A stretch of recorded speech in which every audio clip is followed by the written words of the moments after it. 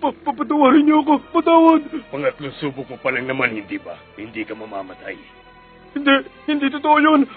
May kilala ako. Unang tira pa lang, nakuha niya yung pinakamalas. Tapos namatay siya. I-roll mo na kung ayaw mo ngayon na mamatay.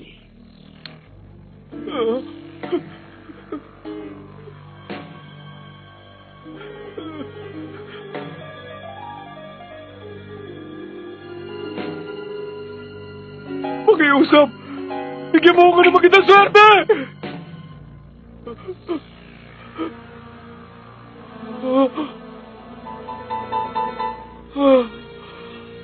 Nakita mo na?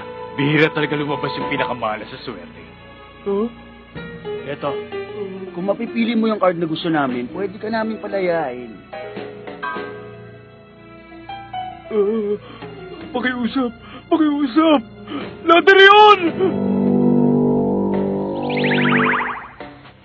Wow! Muntik na! Akalain mo, isang numero lang ang diferensya, malas ka rin, no? Okay, roll mo uli! Roll uli! Hey! Gusto naming makita! Mahalas ba o swerte si Motarike? Roll uli! Hey! Roll uli!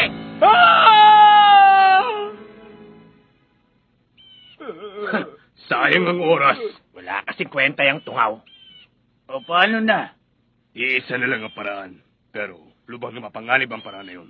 Pag lumabas ang pinakamalas sa die, ang katumbas nun, kamatayan. Huwag kang mag-alala, kaming dalawa na ni Parang bahala mag-roll ng die. Akong gagawa. Ibigay mo sa akin ang die. Uy, teka lang, Gentro. Ano bang sinasabi ko sa inyo? Kapag may panganib ang tulay na daraanan, sabay-sabay natin yung tatawirin.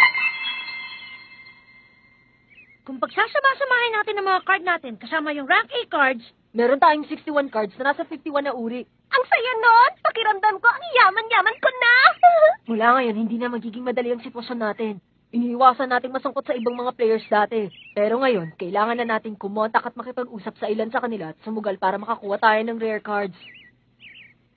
Oo, alam ko yon. Kaya dapat maging agresibo tayo kapag nakikipagpalit ng cards sa mga malalaro na makakasalubong natin. Dahil hindi biro ang hirap na pinagdaanan natin sa mga card na hawak natin. Oo nga. Tara, bagong bayan naman ang puntahan natin. Sige.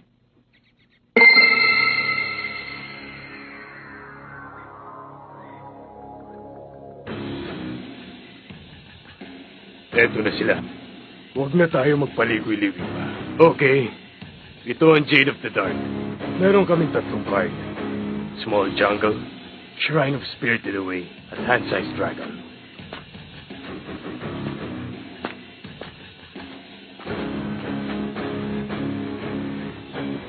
Magaling. Maayos ang palitan.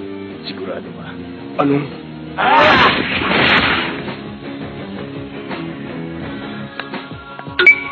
Tayo na! Levy on! Return! On! Sa Masadora! Ginamit nila yung Leving Hand of the Tax Head Officer. Habulin natin sila! Sandali! Tingnan muna natin ang mga card. Yung floating stone at yung potion of which na ako lang ang meron ninakaw. Yung mga cards nyo! May tigdalawa akong super fine composer in the making at King White Giant Stag Beetle, pero ngayon wala na. Nawala na rin yung tigdalawa kong force reservation ticket at FTD.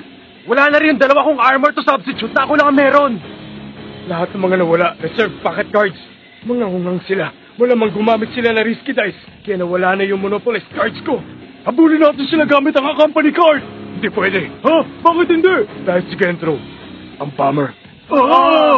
Naalala niyo nung sabay-sabay namatay ang napakarami manlalaro ng game? Dapat miyembro si Gentro ng grupong yun. Dahil sa insidenteng yun, lalo ko nakumbinsi na si Gentro ang bomber. Tuso sa manlalaro, hindi mabuting labanan ng harapan. Ano yun? Hahayaan ba natin sila makatakas? Ninakawan nila tayo na mahigit na 5 uri ng card. Sa ngayon, baka nakolekta na nila ang lahat ng uri ng card. List on. Number 2 card. Sa kasalukuyan, ayon sa listahan, wala pang player nakakakuha sa number 2 card ng State of the Coast. Kaya may pag-asa pa tayo.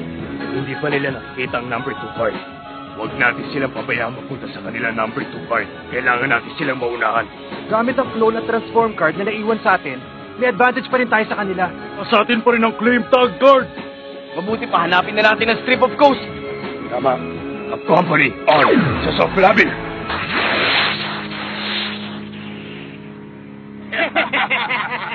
Nagtagumpay tayo. May 92 na uri na tayo ng card. Malaking bagay na po natin 2 uri ng card na sila lang ang may hawak.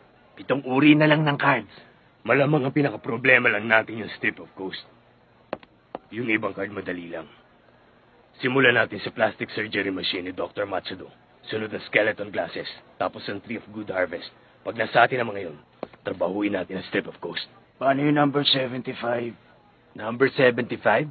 Yung Alexandrite of Strangelock? Hanapin niyo ang may-ari ng card at nanakawin natin sa kanya. Iligpit siya kung kinakailangan.